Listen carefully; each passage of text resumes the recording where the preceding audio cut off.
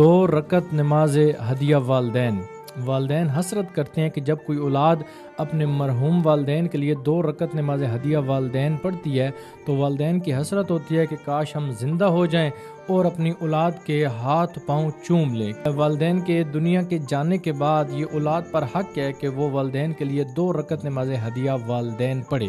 اگر والدین زندہ ہیں ان کے لیے پڑھی جائے تو خداوند عالم کی ان پہ رحمت ہوتی ہے، اگر دنیا سے چلے گئے ہیں تو خداوند عالم ان کی مغفرت فرماتا ہے، اور جو پڑھنے والا ہے خداوند عالم اس کی پریشانیوں کو خوشیوں میں تبدیل کر دیتا ہے، اور اس پہ بھی خدا کی رحمت ہوتی ہے۔ یہ 2 رکعت نماز ہے، ہر شب جمعہ پڑھیں یا ہر روز پڑھیں، کسی وقت بھی پڑھ سکتے ہیں۔ نیت کریں گے 2 رکعت نماز ہدیہ والدین پڑھتا ہوں یا پڑھتی ہوں قربتاً اللہ۔ پہلی رکعت میں سورہ الحمد کے بعد آپ نے 10 مرتبہ اس آیت کی تلاوت کرنی ہے، ربنا اغفر لی ولوالدی وللمؤمنین یوم یقوم الحساب۔ اے ہمارے مالک، مجھ پہ اور میرے والدین پہ اور ایمان والوں پہ رحمت فرما اور ان کی مغفرت فرما۔